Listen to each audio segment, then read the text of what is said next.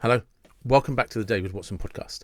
Today I spoke with Kathy and about her book, My Mother is Losing Her Memory and I Am Losing My Mind.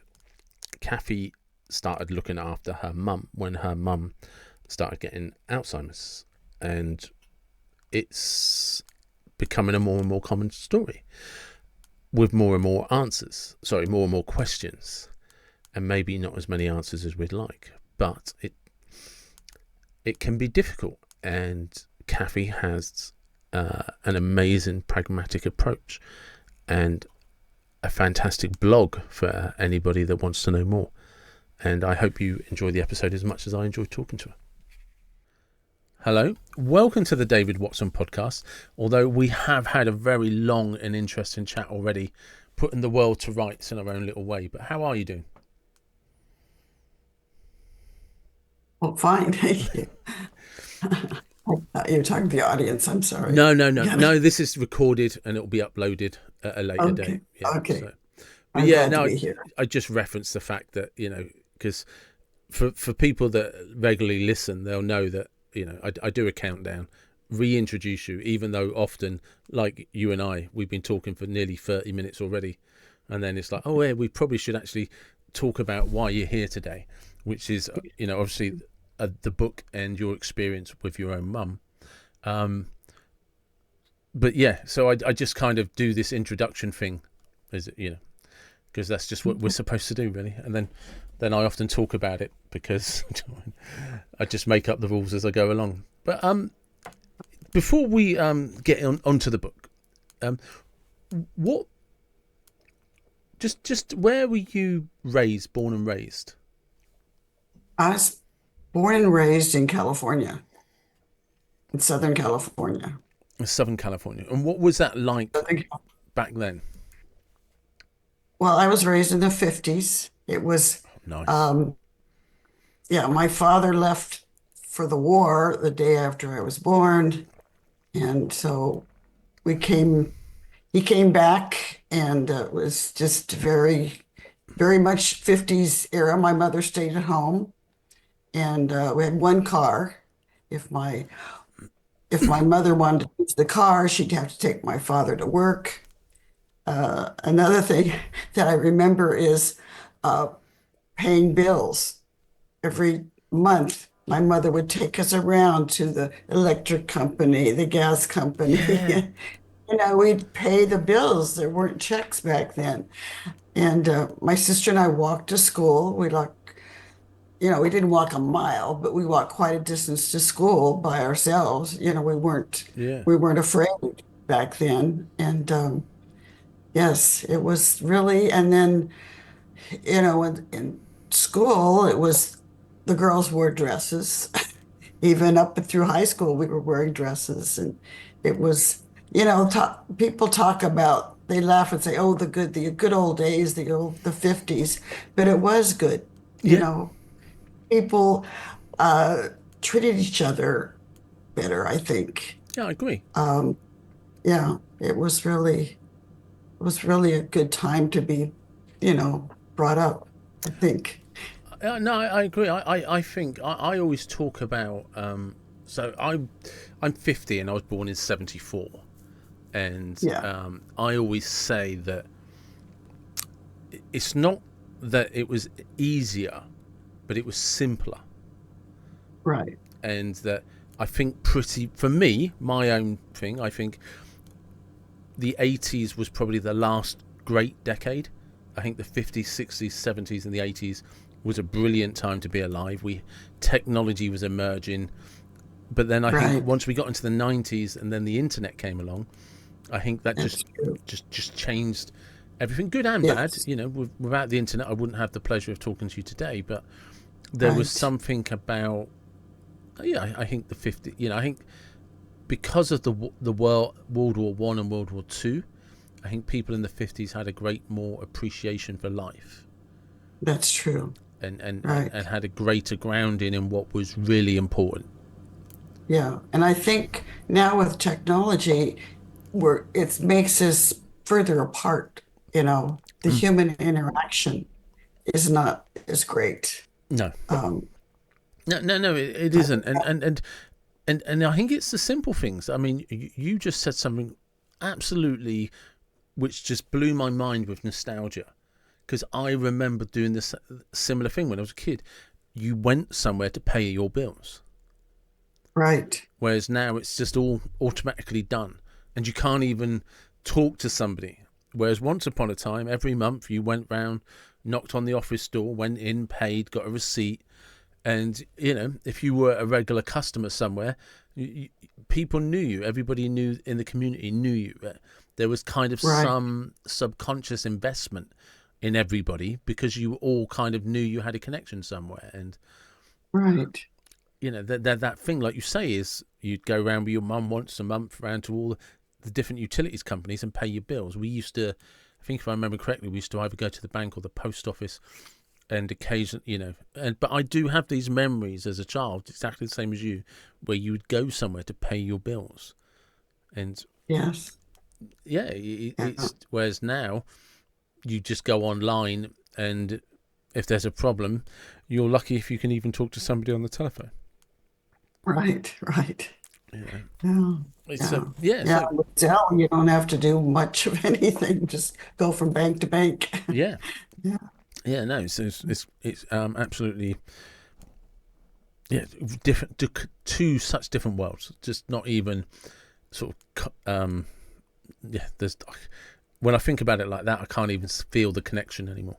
But it is what Yeah. it is. So we're going to talk about your experience, which led you to writing a book. So just briefly, just tell me what the book is about. Okay. It's about, well, actually, I call it a journey, my mother's journey through dementia. Uh, it started when she wasn't paying her bills. She would call me and say, "Oh, they keep calling me. Electric company calls me or the gas company calls me," and she just laugh it off. And then I realized, hey, we better take care of this. So she was a very organized person. She kept journals for everything, all of her bills, and so I knew it was going to be difficult. But I finally had her agree to letting me take over her finances, and which took a long time because a lot of them, and my father had died by then, and a lot of them were in his name, and I had to, send people the proof of that he died, and so finally I got that taken care of. And then I wanted to get all of her, she had several bank accounts, and I wanted to get those all together. And so I went, this is the difficulty when somebody, has dementia and can't reason. Um, I went to the bank and told them, one of the banks, and said, I want to consolidate. So I want to withdraw her money from this bank. And she said, okay, we can do that. But then she turned to my mother, who was with me, and said, do you want to do that? My mother would say, no. So then we go through it again. And so, that was the beginning, getting in control of her finances, and then it went on from there. So as it kind of evolved, and I suppose your mum started to deteriorate, for want of a better term. What were the adjustments that you needed to make? Okay, I had to go up, and well, she was still living about an hour and a half away from me. So I'd go up and visit her and make sure she had food and, was okay. At that time, she was still driving. So, we did worry about that. And then I tried, she did not want to go to assisted living then. But so I said, well, what we'll do is we'll get somebody to come in and see you, make sure you're okay. And so we called this company, and I researched all the different, caregiver places and found this one that I thought was good. And the woman came in and talked with us, and we set it up that it would start the next week. Well, the next week, I got a call from the caregiver agency, and they said, your mother will not let us help her. So what would happen is they would go and knock on the door and tell my mother they were there to, help her. And she'd say, I don't need any help. So they'd have to leave. And like she was very I can do it myself type of person. And then from there, one of the things I did is, that you get those things, those necklaces that have the thing, the life, what I forget what they're called, but they alert a person if Yeah. something's wrong, and they call somebody, and then they can call an ambulance or whatever. And she said, "Oh, I don't." I left it with her, but she said, "Oh, I don't need that. I can always use the phone." So what happened is, um, her minister called me one day and said, uh, "Your mother's inside the house. I'm here." Uh, a parishioner had called him and said that she couldn't get a hold of my mother and she was worried about her. So he said, what do you want me to do? I don't have a key. Do you want me to knock down the door or what do you want me to do? And so finally, I think I sent him to the neighbor to get a key. And he came in. My mother was on the floor. She had broken her hip. Uh, she had, tried to get something out of the refrigerator and turned. And so she laid there away from the phone all night. So at that point, then we brought her down to recuperate. She had her operation. And after that, she needed rehabilitation. So we said, we're going to bring you down where I live. So it'll be easier for me to, see you. So that began her time, with me caring for her there more. And then after that, I researched all sorts of assisted living places, and then we had her placed there. She didn't like it at all, and but she finally got used to it. But she still wanted to go home, and so then finally we let her go home, and we got a neighbor to help care for her. And that's a whole other story that I won't go into because um, I'm just spoiling part of the book if people want to Yeah. read it. Yeah. But No. yeah, she did, cause some problems, and it didn't work out. So, How did you kind of? How did you cope? What, as in, as a daughter? Because there's a practical side, isn't there, where you just have to get on with it. But then there's right, a mother and a daughter. right, right. Well, um, I'm the type of person that just I don't dwell on things or don't, you know, I'm not a big worrier.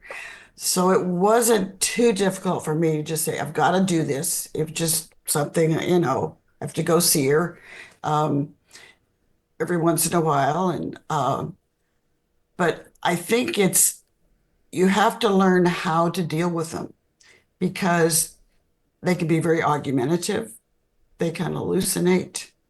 They can, like, she would think my father was in the next room. She just talked to her mother on the phone. And you have to learn to not, because I know some people, like some of my aunts, my mother would say something that wasn't quite right and they'd argue with her. You can't argue with them. You just have to let it go. Um, it's like reasoning with them is kind of like I hate to say it because they're not really a child, but Mm. like you can't reason with a 3-year-old. Yeah. It's a person that doesn't understand.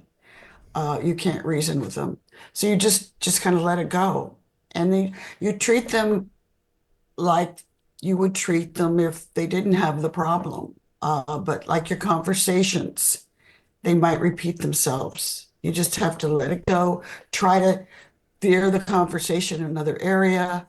Uh, and that's what a lot of people think dementia is that people just kind of become catatonic and just sit there. And no, most of them, people, they talk, but sometimes it doesn't make sense. But you can find things that they can talk about. And I would bring a lot of times I would bring it around to things that happened in the past. Mom, you remember this or remember that. And that what they do is the the short-term memory, things that are happening right now, that is where they have their problem. There's a certain area in the brain where that is affected first. And so uh, I learned all sorts of things about her aunts and uncles from way in the past, and all the dirty laundry and Yeah. things that they that the family talked about. And then another thing is if you have photograph albums, I would bring photograph albums for them to look for her to look at. So that's also a good way to deal with them. Um, but you have to be an advocate. It's really, really important for you to be there for them, not just for medical things, but for other things to make sure they're treated fairly. So, It's interesting because I don't know much about dementia, which but you said something which kind of I do understand a little bit because my primary role for my job is I work with people with head injuries, and very similar that the most common affected area is their short-term memory, but they often have excellent memories of their past. So if you right, can talk to them about their history, their childhood, their aunts, and anything before the accident or before whatever caused their head injury, you often right, can have a good connection with them because it's their short-term right. memory that's typically impacted. That's right. But it must have actually been quite fascinating learning all of that history, because you have to find a way to engage with your mother and finding out that actually she can still remember everything from her history. It must have been fascinating discovering all of these, like you say, about aunts and uncles and everything from Yeah. the family. Yes. Yeah. It was. It was. Her her both came over to California in the early 1900s, and they lived in San Francisco during the earthquake, the big San Francisco earthquake, 1906. So, and then she had my grandmother left home when she was 16 because of her father, and she started work, and then she helped. Then her mother took the young ones because my grandmother went, and back then I think the father just kept the children because that was the way it was patriarchal more, and so my grandmother took her brother and sister, kind of kidnapped them and took them to her mother, and but my mother had several different sisters and brothers, and they had a lot of interesting stories to tell. Oh, Interesting stories to tell. yeah, they had, well, um, one of them had, she got in an argument with them, and my grandparents at one point raised dogs, and, bred and raised dogs. And the one aunt came and stole some of the dogs, and, it was just, yeah, yeah, so. And where were the grandparents from originally then, before they came to San Francisco? Uh, my grandfather, he was from North Dakota. North Dakota, yeah. And yeah, and he hopped on a train. That then they were called hobos, and you didn't, wasn't this Yeah. homeless person. He and a friend hopped on the train and came to San Francisco, and he became a barber. He didn't have any training, but he said, he told him I can cut hair. So he became a barber, and then later he worked for the post office. But and my grandmother was like a nurse. She wasn't a nurse, with an RN, but she helped people that had problems and helped Yeah. other nurses. Yeah. So So fast forwarding, where yes. So fast forwarding towards coming back around to your mum and the I'm trying to. We were talking about how long term memory, but there was the issue with the finances and stuff like that. Was there a point where, like, when I've spoken to people who've had to look after people with dementia in the past, they children have always spoken about the resentment that they sometimes have periods where they resent that they're looking after their parent. Did you ever get that with your mum? Did you ever sort Oh, of? yes. Yes. They're trying to control me. She would tell her friends, my kids are trying to take over my life. They're trying to control me. And um, the worst thing was when we took her car away from her. And I think that's a real crucial thing, for people that have parents that are older, whether they have dementia or not. Maybe they can't, function as well as they can't could before. But my mother, she was 90 when she drove down to see my sister about 300 miles away from her house. And she pulled into the driveway and she kept going. She put her foot on the accelerator instead of the brake, and she ran into the carport. And so we had the car taken away for repair, and then we never let her have it back. And she was so upset. Well, here in California, it's really a car is very, very important because we don't have the train system or subways or anything. So if you lose your car, it's really, Yeah. really hard. And then that's when I did have her try to get a caretaker that, would help her take her places and things. So, what did you learn about dementia? Okay. That's the other thing. I started researching it a little bit while she was still alive. And then afterwards, I have a blog, and that's how I started my story. I wrote about, I was, I took a class in blogging and I started writing a blog. And then my mother's started having these problems. So I started writing about her. And then after I finished the book, I kept the blog and I put on it things that I had learned about it, uh, and also learned myself from my experience, and also learned like the scientific things. But I never claimed to be, the expert in science. I give people lots of references and they want to look deeper. Um, but I just learned that they're trying really hard to find, not necessarily a cure. I'd say that I think people thought at the beginning there'd be a pill that you take and then the dementia would go away, but that's not the case.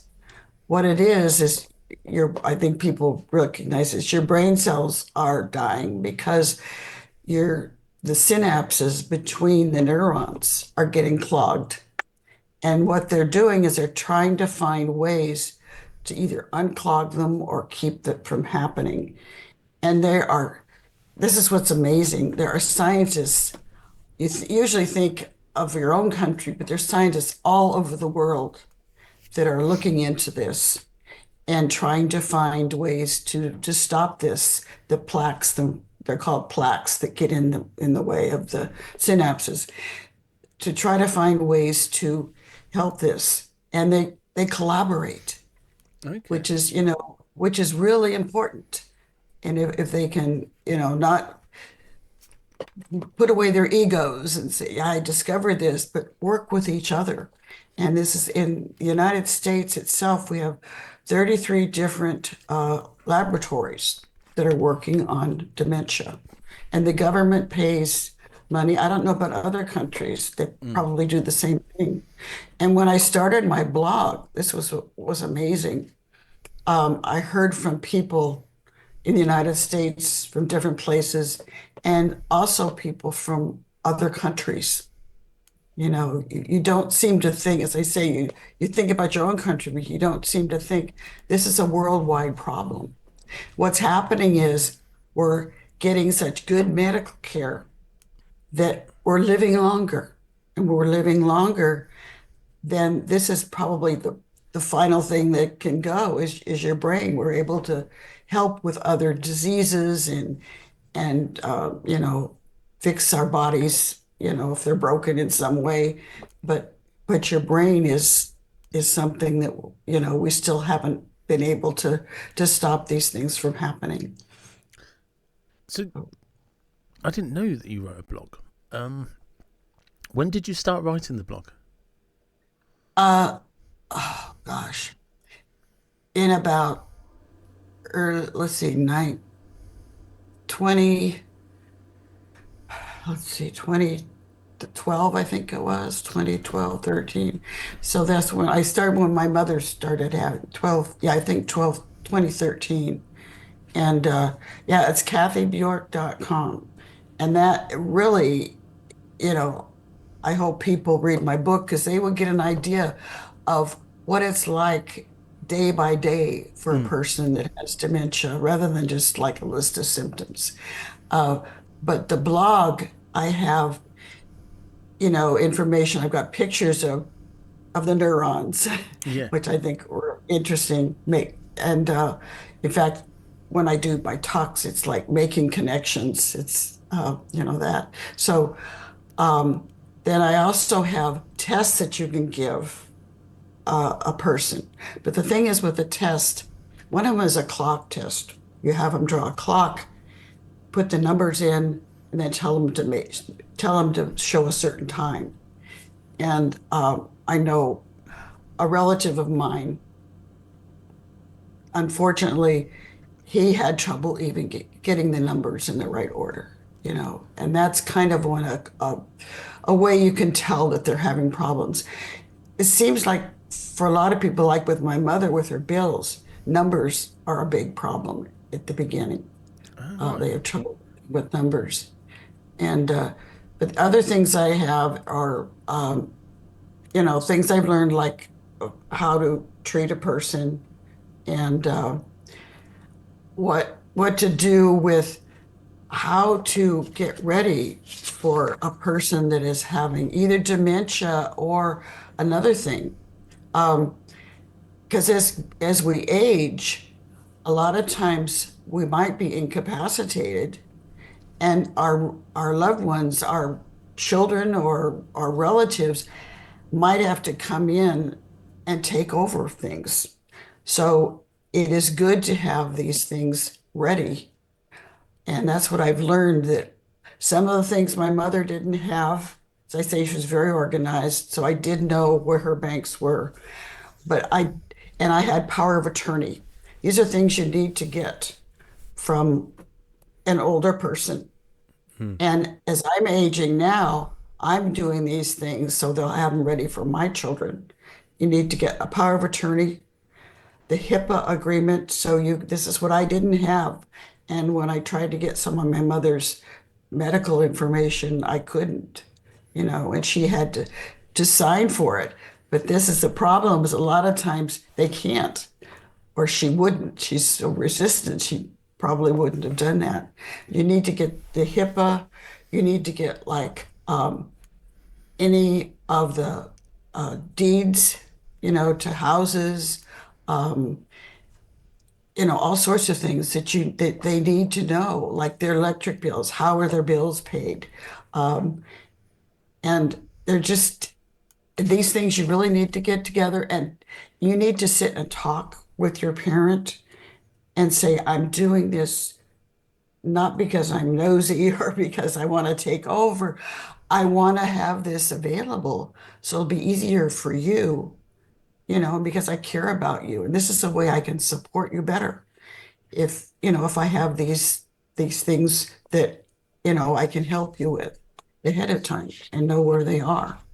And so this is what I'm saying, is that it's good for as yourself, as you age, instead of getting your parents, all this information, get it ready for your children.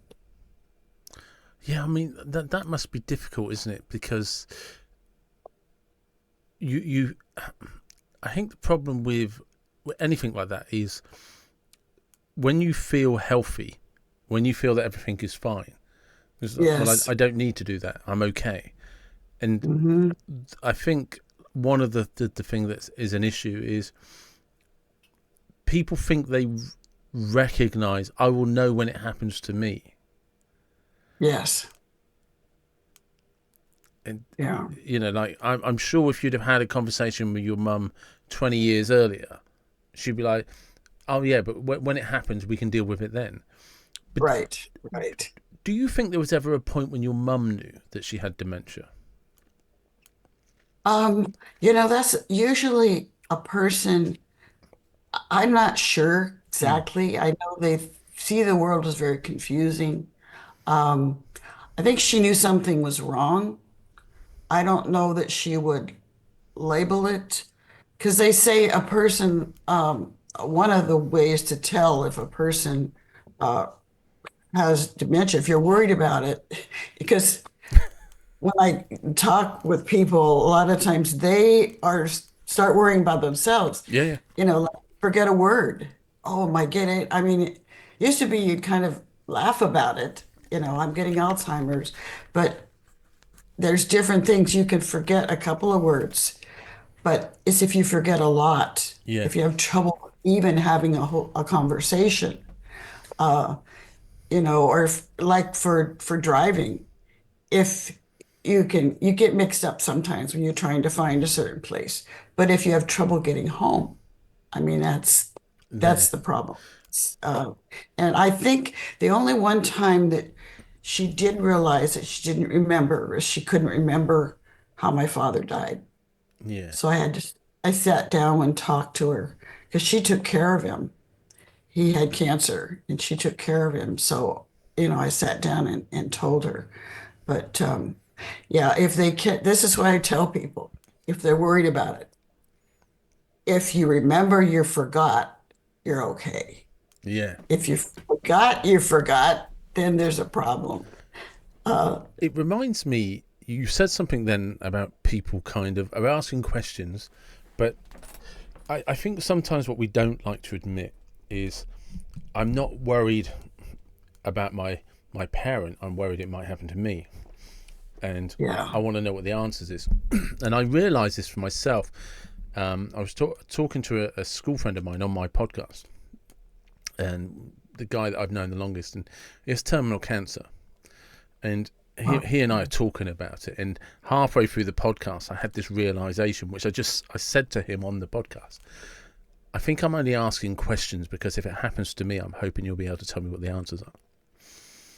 Yeah. And it was this, Yeah. realisation. It's like, oh, I'm scared in case it happens to me, because if it does, maybe you can tell me everything I need to know, so I won't be worried about dying. Yeah. And That's true. yeah, and I think that's, like you say, is when we're funny people in the sense that when we're faced with our own mortality, we like to be able to sweep it under the carpet.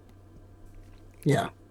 But when it Right. can't be swept under the carpet, the questions we're really asking, I think, and it's only a personal opinion, the questions we start asking are really our fears of what I want to know, what will happen when it happens to me, or if it happens to me.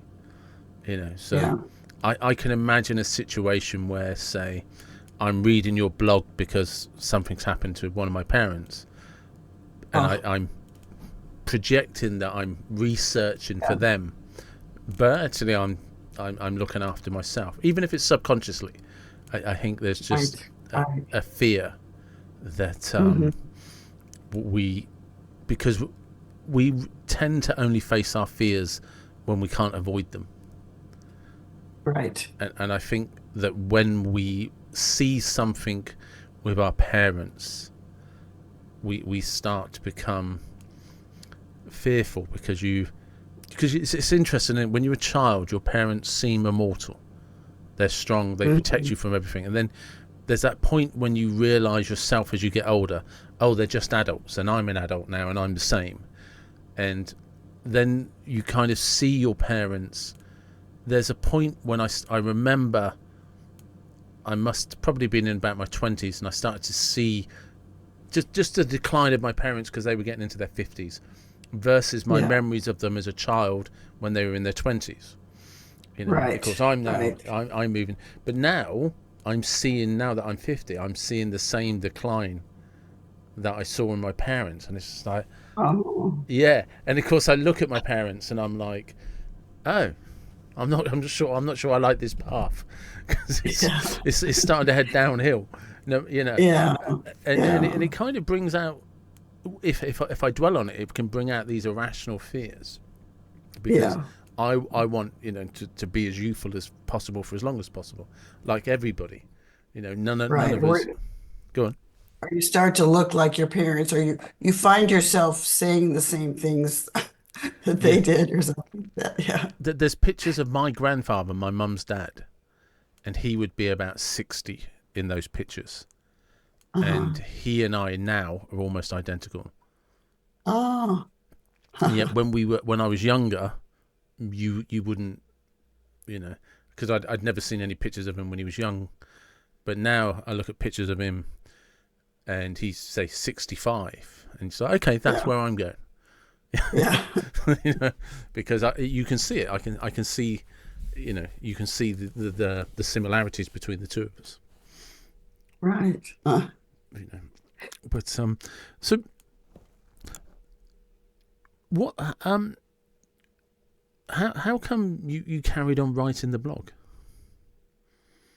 Well, I've always loved writing. Okay. I was a teacher for 35 years, and I love teaching I've always been a reader. I've always had a book on my hand. I've always been in the process of reading. And um, then when I retired, um, I took a memoir class, and then I found a poetry group, and I just started writing, and I enjoyed it. And then a friend of mine started a blog class, and that's when I was going to start writing things about my life, and then that's when I started writing about my mother, and it just kind of fell into place. And then I had people react while I was writing it. My mother was still alive, and people would respond to me, and friends said, at the end they said you ought to really turn it into a book. And so I wrote it all. The last chapter I wrote after my mother passed away. But yeah, and then I realized that I could share, Yeah. you know. I wanted to, it's not that I want to make money from the book. I want to have people read it so I can share my experience and in some way might want to help them.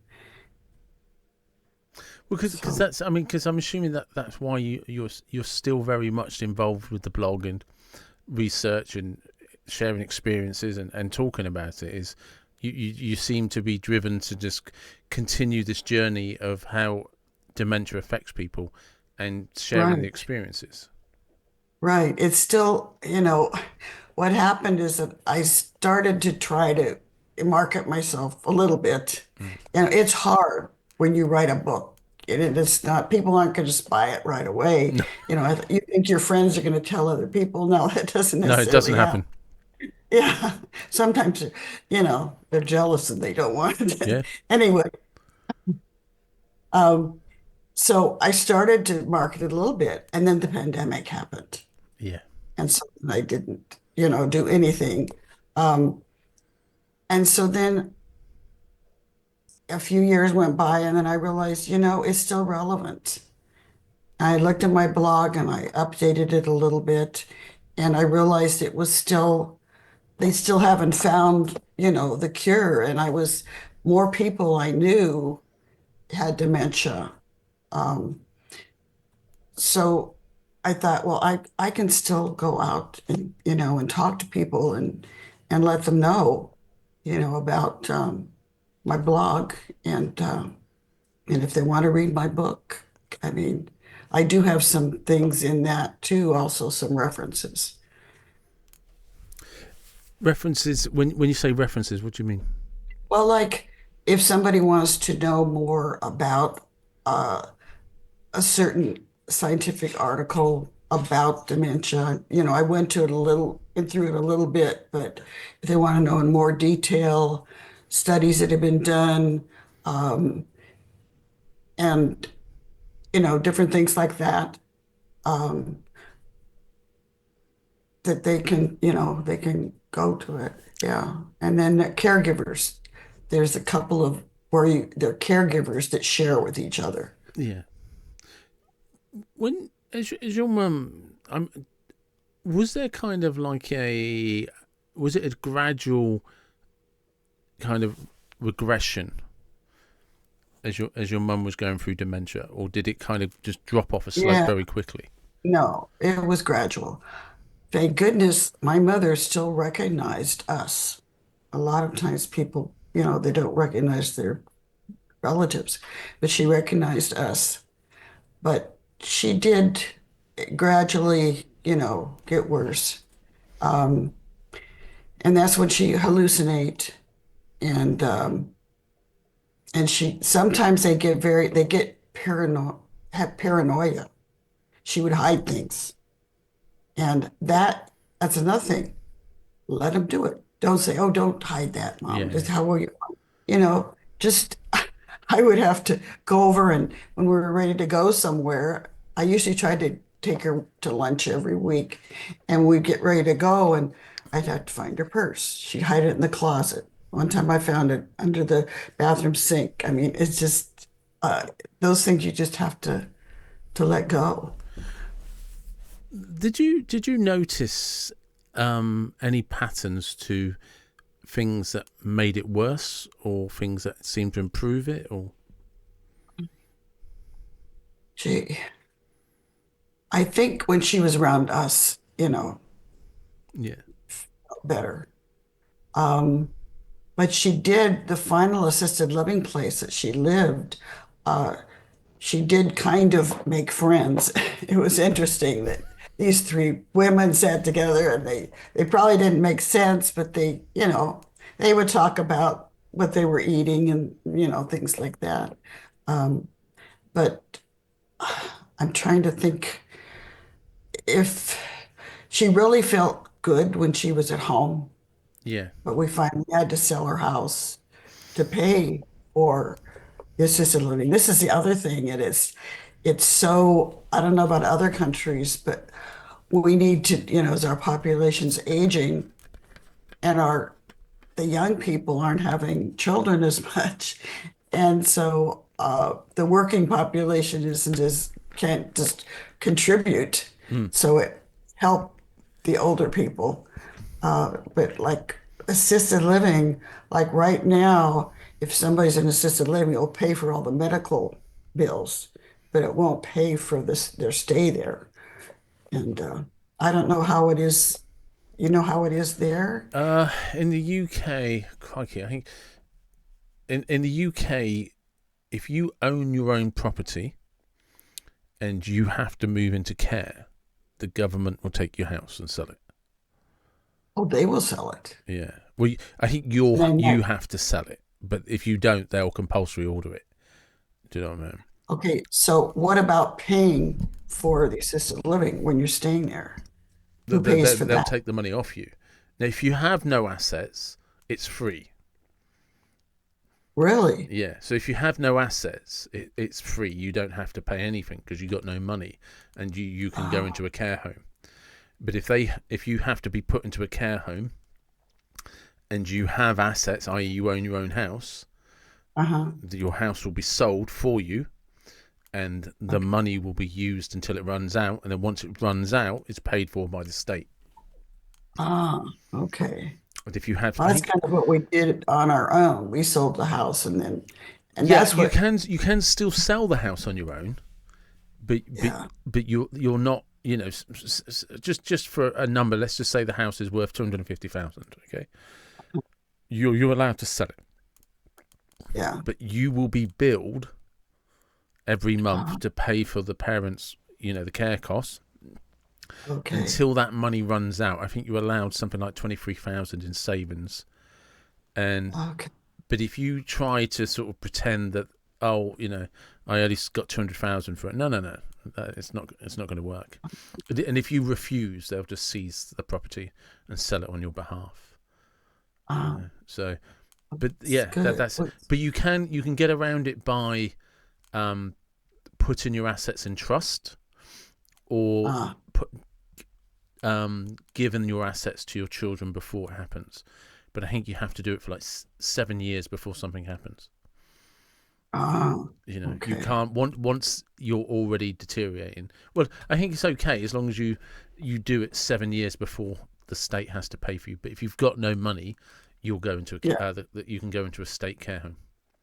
Yeah, so you can't like all of a sudden give your children the money from your house and then go to no. Yeah. No. I can see the 7 years. That's good. Yeah. You'd have to. You could live in the house indefinitely, but you would have to have already handed it over to your children. And I think it's 7 years, and then after 7 years, if something happens to you after 7 years, but it's the same as with inheritance. If you give everything to your children first, even if it's just in trust, as long as you carry on living for 7 years, they don't have to pay any inheritance tax. Oh, okay. But we're gonna have to research other countries. Every country is slightly different. But healthcare in the UK, regardless, is free of charge. Well, we pay for it in taxes, but care homes and stuff is free of charge. If you've got no money and you can't look after yourself, you would go into a care home paid for by the government. So you pay for it with property taxes, or just general it's just general taxes. Technically in the UK, when you work, we have income tax and national insurance, and national insurance is supposed to be for our health and pensions and stuff, but it all goes into one pot at the end of the day. But in theory, if something happened to you and you weren't able to look after yourself, you would go into a care home, and that's just paid for by the government, the state. Okay. Well, we're going to have to look into countries like yours to see what we can do. Probably not for another few years till we get to another administration in. So it's always six of one, half a dozen of the other, because people go on about the National Health Service. I promise you now, the National Health Service, if you got hit by a car walking across the road, an ambulance is going to come and get you, and you will get life-saving treatment, and you will get excellent treatment. I promise you, some of the best treatment in the world. However, if you need a hip replacement, you might wait 2 years. Oh, okay. So it's do you know what I mean? If you life-saving treatment, we probably still have the best in the world in terms of you don't pay for ambulance. We pay for it in taxes. But we are the National Health Service in the UK, the NHS. It's crumbling because of the weight of people using it. And is your population aging like ours is? Oh yeah, and we have a massive immigration problem.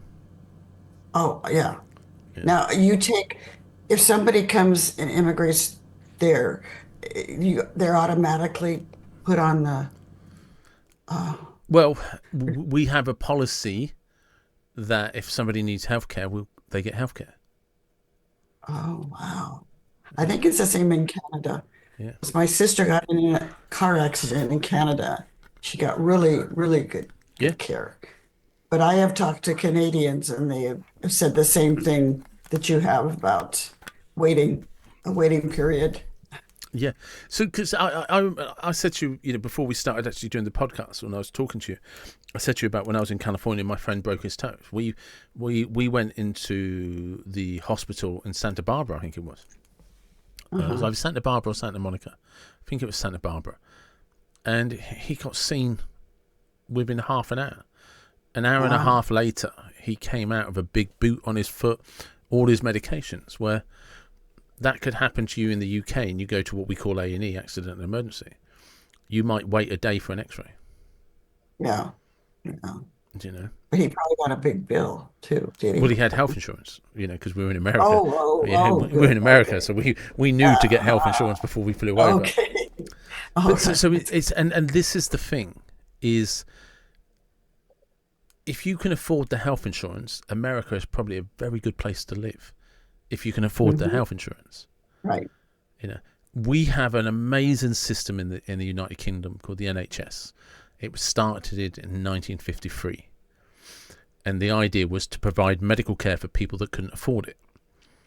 And Mhm. so we have what's called a GP, a general practitioner, and you can make an appointment to see your GP. But they're so overrun that now, if I want to make a phone to see my GP, I might be 2 weeks before I can see a GP. Yeah.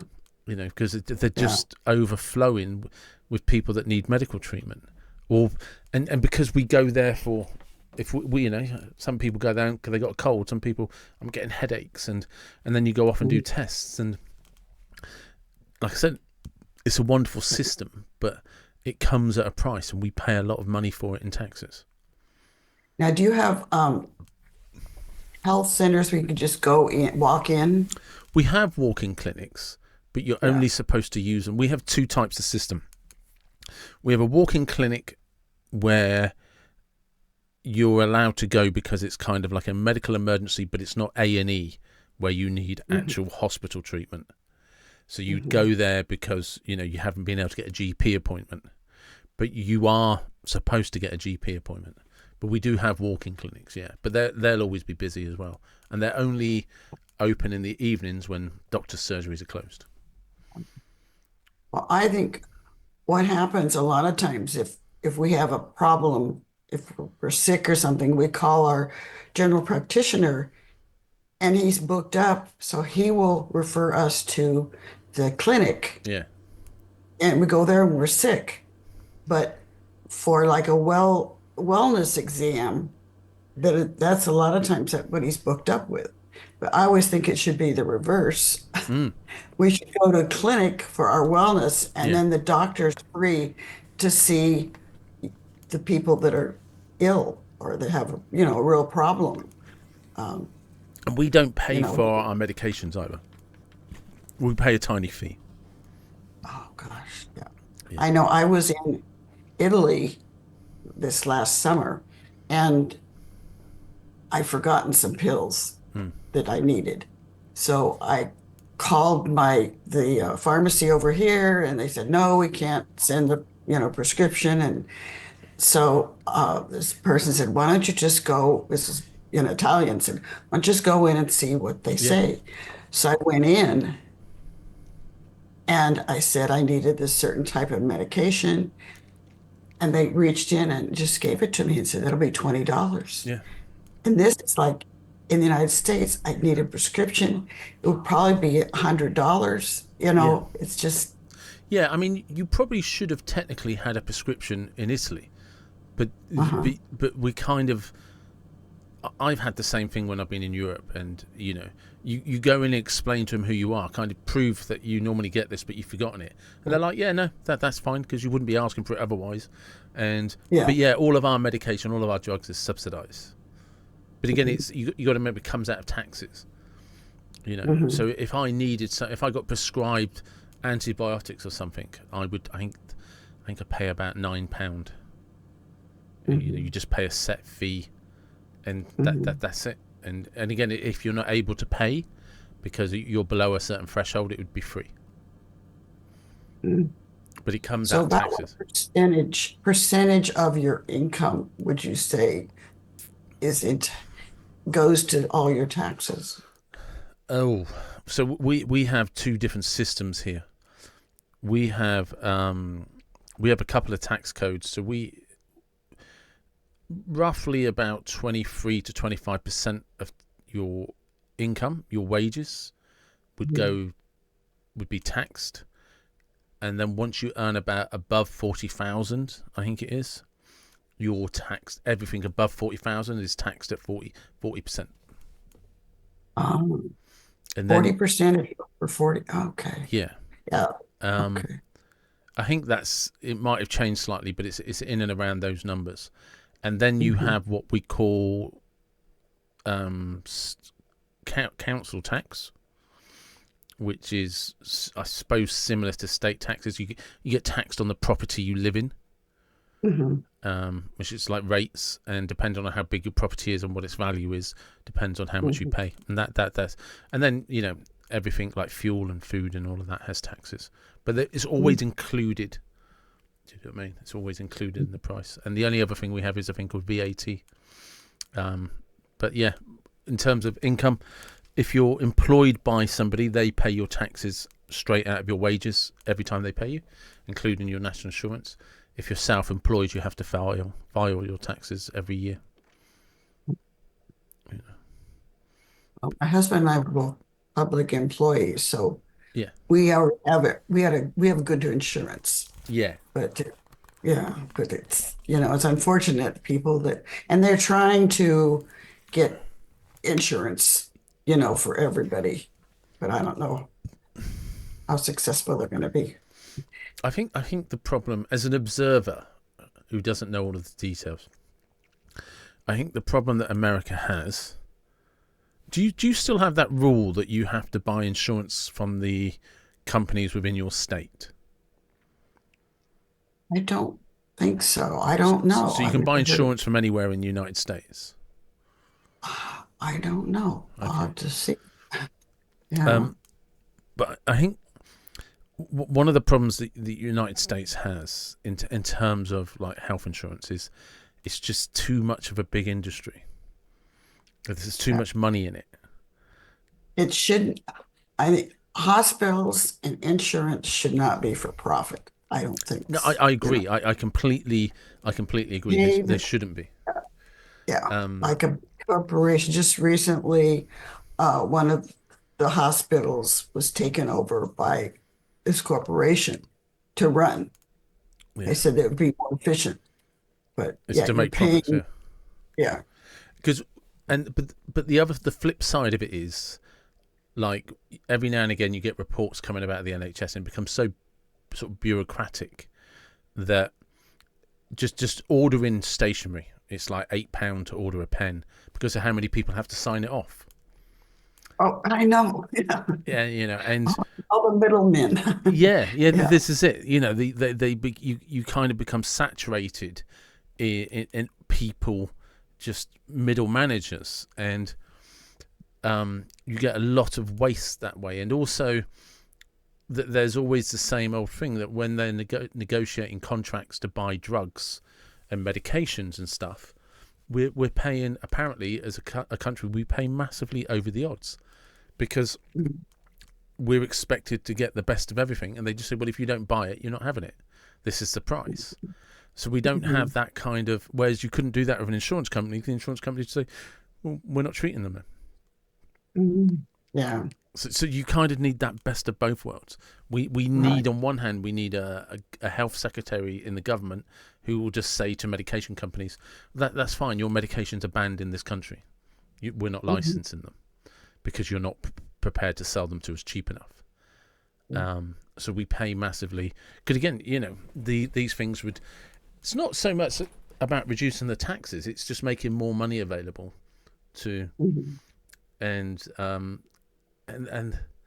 I remember this thing, and this is what I'm saying, because we do, like I said, if you have an accident, if you collapsed at home with a heart attack and phoned an ambulance, you will probably be in hospital within 2 hours, being treated.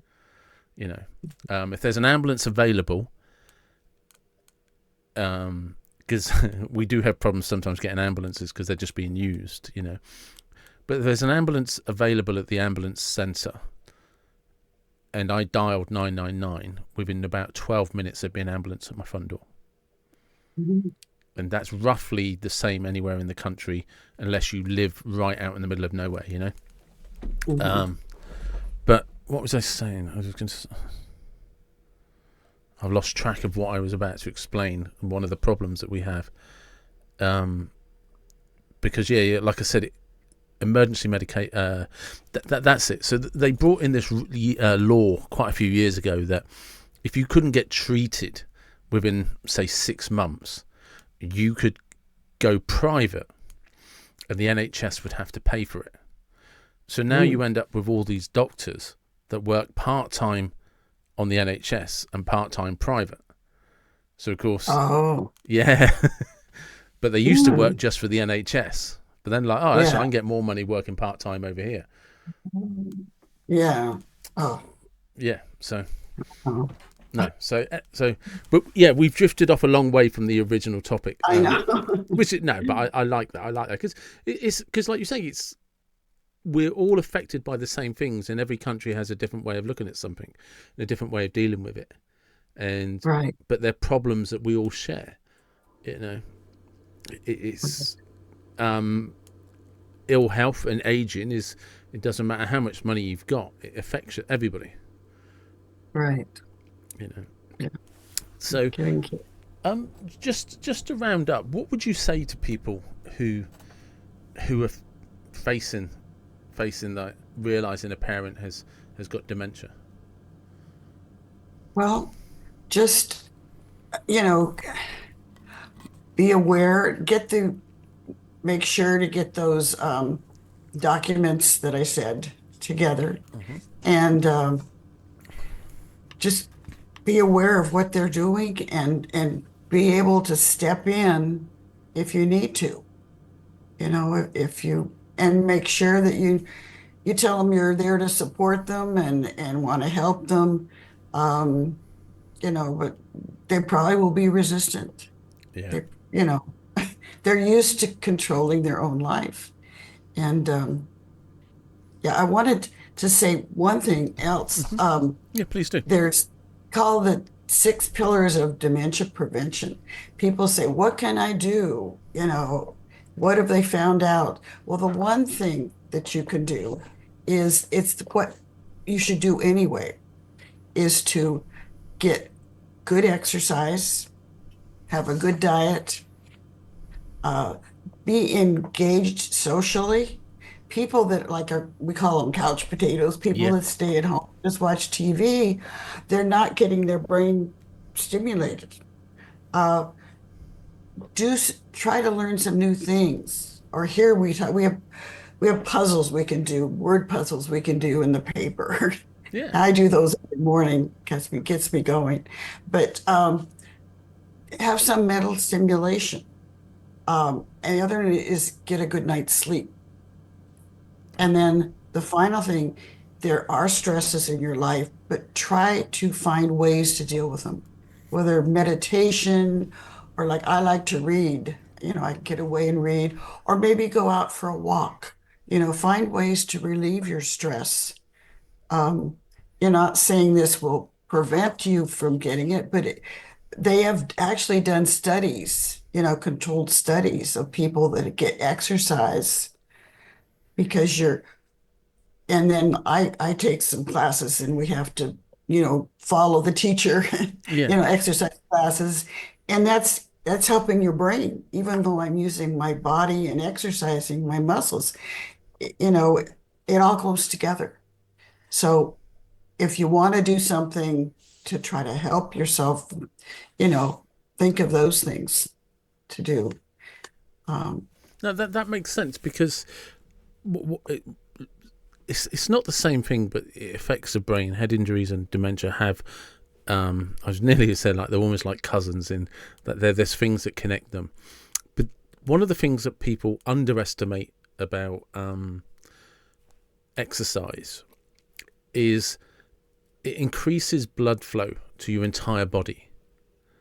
And the more increased the blood flow, the more increased the oxygen is. And and people massively underestimate how much oxygen and blood the brain needs. And just you're right. that physical movement where vigorous exercise or prolonged sort of steady state exercise, you are pumping blood, fresh blood, constantly with fresh oxygen, and it kind of energizes, because you were talking about the synaptic nerve system earlier, and Uh-huh.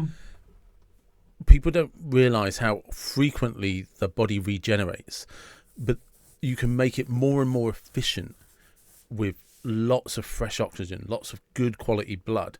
And the best way, along with, because you can have the best diet in the world and all of that, But if your heart isn't pumping strong and you're not regularly pumping fresh blood, oxygenated blood around your body and making your body carry it around, you kind of end up with parts of your body that become stagnated. And I always refer to it as like water.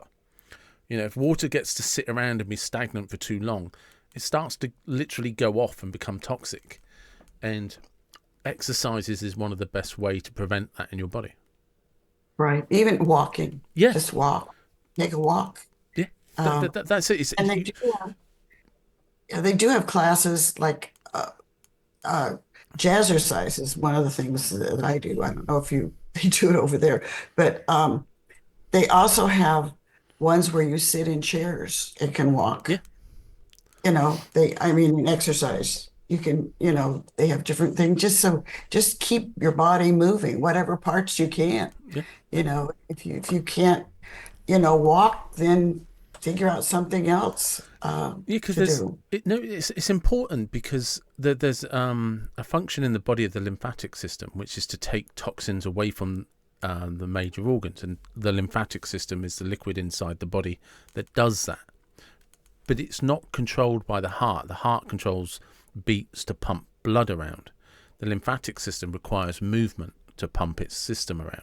So a good walk actually is really beneficial to the lymphatic system. When you see sometimes people talk about they just jump up and down on the spot, like first thing in the morning or last thing in the evening, that's actually to do with getting your lymphatic system to drain itself, and that's why it's so beneficial, because it's taking toxins away, because people forget that we once upon a time walked around on the planet. And we had to move to do things, and it's our whole body is at its most efficient when we move regularly. And the more efficient our body is, the less chance you have of getting age-related diseases. Yeah. Oh, it's interesting. Yeah. So, just lastly, and this is a random question, and there's no reason for it whatsoever. I just enjoy asking it. And it's just completely, it's a fun question, and it's just about using your imagination. I want you to imagine that you have access to a time machine. Right? I want to know where you would go to in history, why you would go there, what car you would like to take, and what music would you be listening to? Oh, interesting. Part of history. Let's see. I think I would go to the Middle Ages. Yeah. Yeah. When they were starting, with the art and Yes. Yeah. different. And I don't know what car I would take. I just could pick a car. Yeah. I don't know. I'd probably take the first car that I ever bought. It was a red Chevelle. Nice. And what would you be listening to? I'd be listening to the Rolling Stones and the Beatles. No, I don't know. Back then, I'd probably be listening to an orchestra or something. Yeah, but no, but it's it's just that was my favorite time. Yeah, the 60s. That was I because think I went to school in the 50s, and then college was starting the the 60s and the California. California 50s and 60s is probably one of the greatest eras of modern history. Yes, it is. Yeah. And even, my son, if you were to look at his pictures, a lot of them are he's a musician, a professional musician, and he has a band. And that he's got all these pictures of the musicians from back then. Yeah. No, I can believe it. I mean, it's just the culture of California, especially Southern California, but California in the 50s and the 60s, the impact it had on the world and the image of that, it's just phenomenal. Yeah. And now they have bands that recreate their music, and I honestly think that was probably somewhere between the 50s and the 80s was the best time to be alive in our history. Yeah. Yeah. You know, and I'm probably Was. biased to the 80s because that's my era. Yeah. You know, Yeah. So but I know I write poems, and one of the poems I wrote was I could have been a hippie. Actually, I went to a very conservative school in San Diego, but at first I applied for school in the San Francisco State, okay, and that's where a lot of it began. yeah, And I could have been there. So I could have been a hippie. no, So it's an amazing time. Um, Kathy, that's been brilliant. I've really enjoyed talking to you. Thank you very much for your time. yes, yes, you gave me a different perspective. I didn't realize I would be talking to an Englishman. You're very It welcome. was, Thank you. yes, and, okay. So, And there you have it. That's Kathy and her story, and her mum, and my nostalgia for the 60s, 70s, and 80s, like a stuck record. But this is the thing. It's there will be some of you listen to this today, and dementia is going to be a thing, and we have to, at some point, we can't sweep those fears under the carpet, as I mentioned. And how do you face it? And we need resources. We need to know who else is going through it, because that's how we stop ourselves from feeling isolated and lost and in a helpless position. So I do hope that for those of you that watch this and listen, that it does help you. And please do check out Kathy's blog. The link will be in the description, as well as the link to the book. So, and with that, thank you as always for listening. I do appreciate the support, the subscribers, the likes, the shares, and the comments to people that get in touch. I'm very grateful. And wherever you are from, whatever you believe, please do take care and be blessed. Thank you.